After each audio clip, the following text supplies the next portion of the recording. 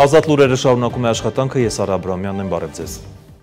Վարչապետ Նիկոլ Փաշինյանը Հայաստանի տնտեսական մրցունակության բարձրացումը քաղաքականությունների և վարչարարության բարելավման միջոցով խորագրի գործարար աշխատաժողովի մասնակիցների հետ այցելել է Կիրանց։ Այցի ընթացքում ներկայացվել են սահմանազատումից հետո իրականացված աշխատանքները, ծանոթացել են գործընթացից հետո բնակավայրում ստեղծված ենթակառուցվածքներին։ Աշխատաժողովի մասնակիցները եղել են Կիրանցի հիմնական դպրոցում, որը կառուցվել է կառավարության 300 դպրոց-500 մանկապարտեզ ծրագրի շրջանակում, ծանոթացել են նաև կառավարության ֆինանսավորմամբ 19-րդ դարի Սուրբ Երրորդություն եկեղեցու վերականգնման աշխատանքներին։ Աշխատաժողովի մասնակիցներին ներկայացվել է, որ Կիրանցում սահմանամերձ գյուղական բնակավայրերում բնակապահովման պետական աջակցության 16 միլիոն ծրագրի շրջանակում մի քանի տասնյակ տներ են կառուցվում։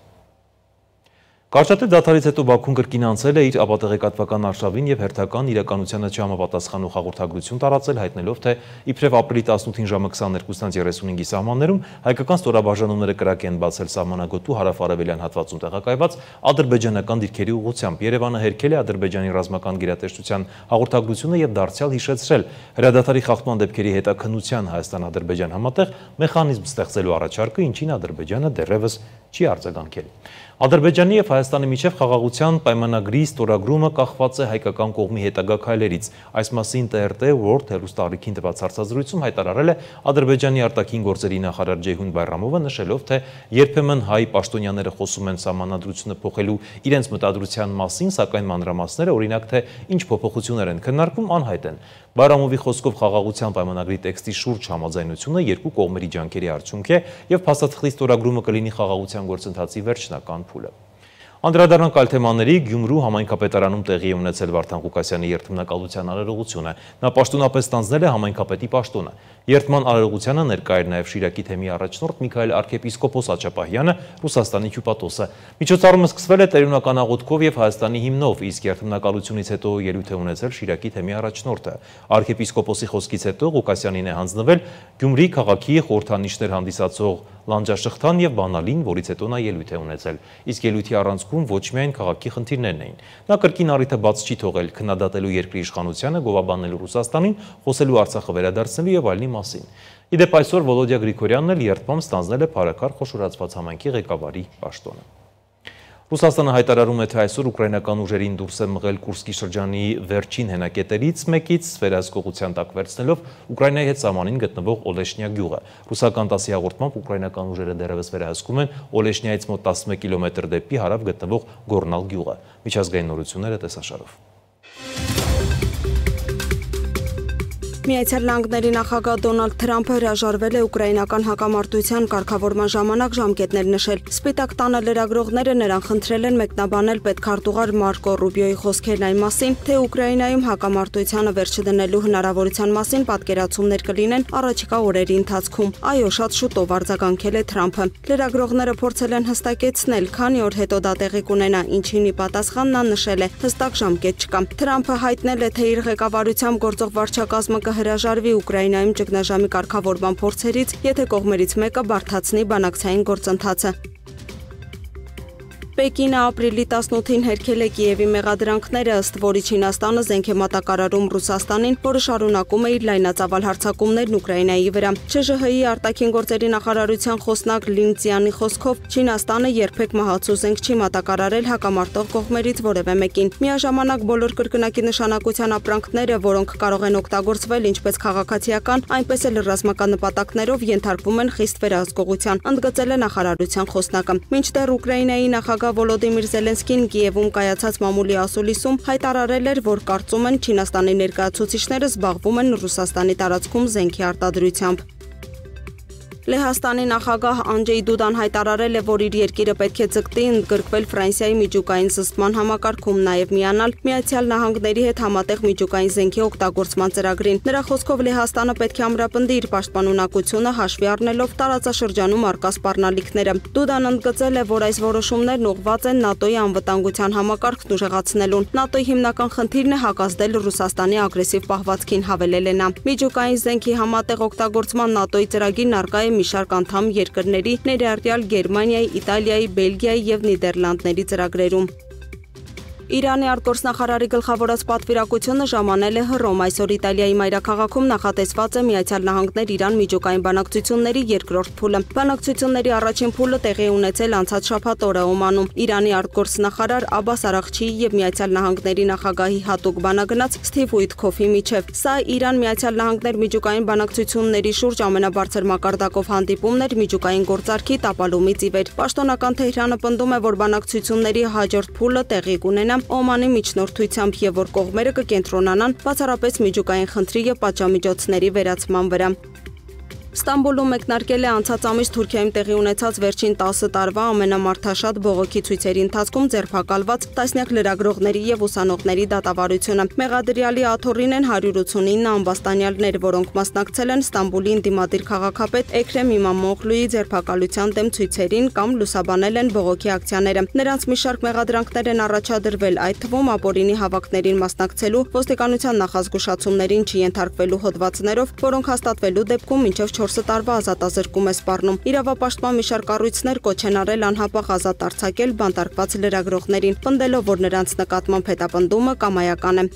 Իսրայելը կարող է հարվածել Իրանի միջուկային օբյեկտներին առաջիկա ամիսներին, չնայած Միացյալ Նահանգների նախագահ Դոնալդ Թրամփի նախազգուշացմանը։ Հայտնում է Reuters-ը հղում անելով անանուն պաշտոնյային եւ խնդրին ծանոթ երկու անձանց։ Գործակալությունը մանրամասնում է, որ Իսրայելը Սպիտակ տանն առաջարկել է ներկայացնել տարբեր ինտենսիվության իրանական միջուկային օբյեկտների դեմ գործողությունների, այդ թվում օդային հարվածների եւ հատուկ նշանակության ուժերի կիրառման վերաբերյալ։ Երևանի նոր-նորք վարչական շրջանում իրականացվել է համաքաղաքային ծառատունք մոտ 6 հեկտար տարածքում։ Մայրաքաղաքի կանաչապատման ծրագրի շրջանակում տնկվել է 1300 ծառ եւ 200 մշտադալար թուփ։ Ծառատունքին մասնակցել է նաեւ քաղաքապետ Իգրան Ավինյանը։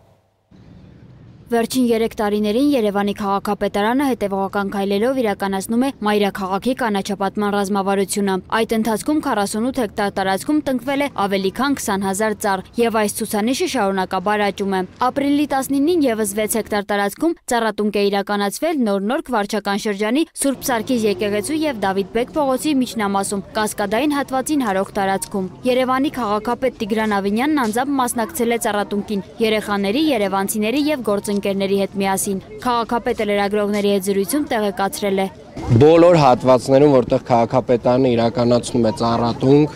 նախորոք իրականացվում են ոռոգման համակարգի ներդրումը, որովհետև փորձը ցույց է տվել նախկին վատ փորձը, որ առանց այդ ոռոգման համակարգի ներդրման ծառերի կպչողականությունը շատ ցածր է լինում եւ այդ իսկ պատճառով բոլոր այն ծրագրերը, որ վերջին 3 տարվա ընթացքում Երևանի քաղաքապետարանը իրականացրել է, բոլորը զուգորդվել են նաեւ ոռոգման համակարգի ներդրմամբ եւ գրեթե այդ պատճառով նաեւ ունենք մոտավորապես 95% կպչողականություն։ Վերջերս տարբեր սոցիալական հարթակներում հրապարակվում էին տեսանյութեր եւ լուսանկարներ, ըստ որոնց իբրև քաղաքապետարանի աշխատակիցները հատել են կենսունակ ծառեր եւ հատման հետքերը փորձել ծածկել հողով։ Ավինյանը պարզաբանել է. Այս հատվածում 23-4 ծառ է հատվել ընդհանրապես այս տարածքում, նախկինում այո, այս հատվածում եղել են ծառեր, բայց ժամանակի ընթացքում այդ ծառերը կամաց-կամաց ոռոգման համակարգի բացակայության պատճառով, տարբեր պատճառներով չորացել են եւ վերջին անգամ այստեղ, որ աշխատանքները իրականացրեն զբուն կանաչապատման հողակը, ընդհանրապես 23 չորացված ծառ է հեռացրել, իսկ այսօր մենք տնկում ենք 1300 ծառ եւ 200 մշտադալար թուփ։ Բացի ընթացիկ աշխատանքներից քաղաքապետը նաև հայտարարել է ապագա խոշոր ծրագրերի մասին, ընդգծելով Դալմայի այգիներում նախատեսվող անտառապատման նախաձեռնությունը։ Ամենամեծ մեր ծրագիրը, որ հաջորդը պլանավորում ենք, մոտավորապես 250 հեկտար տարածքի վրա Դալմայի այգիներում անտառի վերականգնման աշխատանքներն են լինելու։ Անդրադառնալով օդի աղտոտվածության խնդիրներին, քաղաքապետը շեշտել է, որ սա ոչ միայն Երևանի, այլ ամբողջ Արարատյան դաշտավայրի ցավալի իրականությունն է, հատկապես ձմռան ամիսներին։ Քաղաքապետարանը ունի իր քառամյա ծրագիրը, այդ խնդրի լուծման մեղման ուղղությամբ, հիմնական գործիքակազմը իհարկե վերաբերում է մշտադալար ծառերին, որոնք որ նույնպես ձմեռային ամիսներին որոշ չափով օդի աղտոտվածության խնդիրը իրենց վրա, լուծելու խնդիրը իրենց վրա են վերցնում, բայց նաև այդ ծրագրում տարատեսակ այլ միջոցառումներ, որոնք վերաբերում են, այսպես ասած, առանց կատալիզատորների ավտոմեքենաների շահագործմանը, էական աղտոտվածություն ապահովող գործարաններին են վերաբերում եւ այդպես շարունակ։ Կանաչապատում եւ շրջակա միջավայրի ապահովություն համայնքային ոչ առևտրային կազմակերպության տնօրեն Արմեն Բեգոյանը մանրամասնորեն ներկայացրել է, թե նորքի հատվածը հիմնականում ինչ ծառատեսակներով է հարստացել։ Քարքարոտ հատվածում կներեք եւ թթենի։ Քարքարոտ հատվածներում տնկվում են թթենիներ, նշենիներ, հիմնականում որոշ մասում ծիրանիներ եւ ինչպես ասեցի սալորենիներ։ Կա ընդամենը 50 տանձենի, քանակը քիչ է, դրա համար չնշեցի։ Բացի 800 պտղատու ծառերից տնկվել են նաեւ 500 դեկորատիվ ծառատեսակներ, ձիակասներ, սոսիներ, կատալպաններ եւ այլն։ Անդրադառնալով ծառատնկման արդյունավետությանը, Բեգոյանը նշել է, որ այս տարվա ամռանն արդեն որոշ հատվածներում կլինեն ստվերային գոտիներ, քանի որ օգտագործվել են արդեն բավականին մեծ չափի ծառեր, իսկ մոտ 3 տարուց Կասկադային հատվածին հարող տարածքը կլինի ամբողջությամբ կանաչապատված։ Սոնա Գիշյան, Տիգրան Ղազարյան, Free News, Ազատ լուրեր։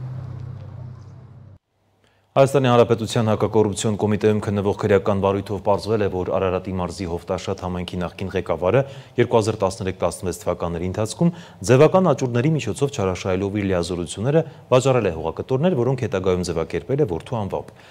Հիմնավորվել է, որ հիշյալ համայնքի ղեկավարի կողմից ապուրինի օտարվել է 13 հողատարածք, ներկայում վերականգնվել է համայնքին պատճառված 90 միլիոն դրամի առանձնապես խոշոր չափերով վնասը։ Շաբաթվա մյուս նորությունները տեսանյութում։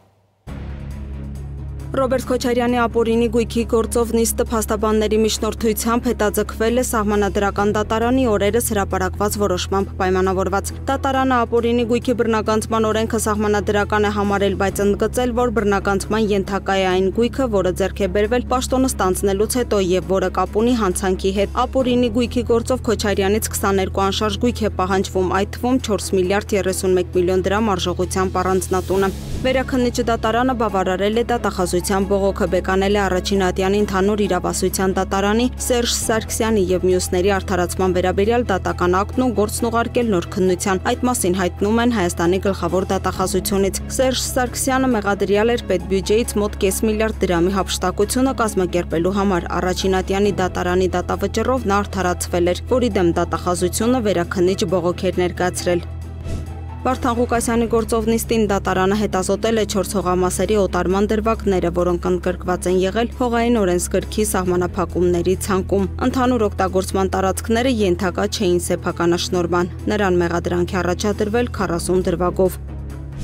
Ընտրակաշարք տալու, ստանալու եւ բարեգործության արգելքը խախտելու համար մեղադրվող 4 անձի վերաբերյալ 2 քրեական վարույթներն ուղարկվել են դատարան։ Պարզվել է, որ Գյումրու ավականու արտահերթ ընտրություններին մասնակցող կուսակցությունների դաշինքի թեկնածուն իր հետ մտերիմ հարաբերությունների մեջ գտնվող Գյումրու բնակչին խոստացել է անհրաժեշտ գումար տրամադրելու եղանակով ֆինանսավորել նրա կողմից ղեկավարվող պարային խմբի մասնակիցների հագուստների պատրաստման եւ ձեռքբերման գործընթացը։ Միաժամանակ խոստանալով ցուցակագրել պարային խմբի կահավորման համար անհրաժեշտ այլ ծախսերը կուսակցության միջոցների հաշվին դրանք ապահովելու նպատակով։ Մեկ այլ քրեական վարույթի նախաքննությամբ էլ պարզվել է, որ Գյումրու բնակիչը որոշ անձանց հետ նախնական համաձայնությամբ ընտրությանը մասնակցելու եւ իր ներկայացրած կուսակցությունների դաշինքի օգտին քվեարկելու համար 2 ընտրողի որպես ընտրակաշարք խոստացել եւ առաջարկել է դրամական միջոց։ Վերջիններս ընդունել են առաջարկը խոստանալով նշված ընտրակաշարքի դիմաց քվեարկել տվյալ կուսակցությունների դաշինքի օգտին։ Քրեական վարույթներով նախաքննությունն ավարտվել է։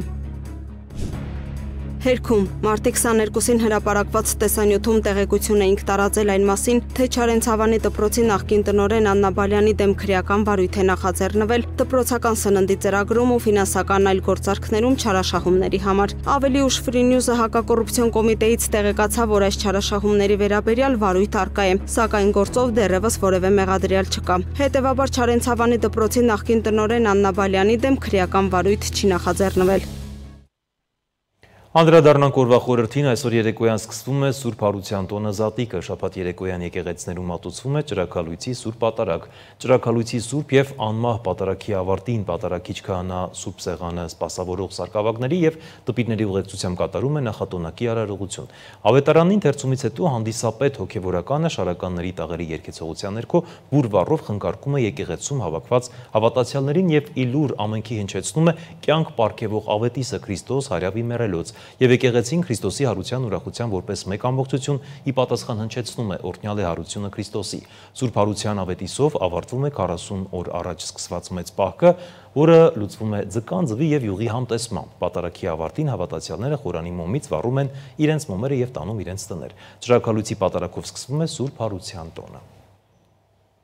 Իդեպ Երուսաղեմում Տիրոջ գերեզմանի տաճարում վառվել է սրբազան կրակը։ Սրբազան կրակի իջնելու հրաշքը տեղի է ունենում Քրիստոսի հարության տոնի նախօրեին ըստ Հուլիան օրացույցի։ Կրակը հայտնվում է Տիրոջ գերեզմանի տաճարում, որը կանգնեցված է այն տարածքի վրա, որտեղ Հիսուս Քրիստոսը խաչվել, թաղվել եւ հարություն է առել։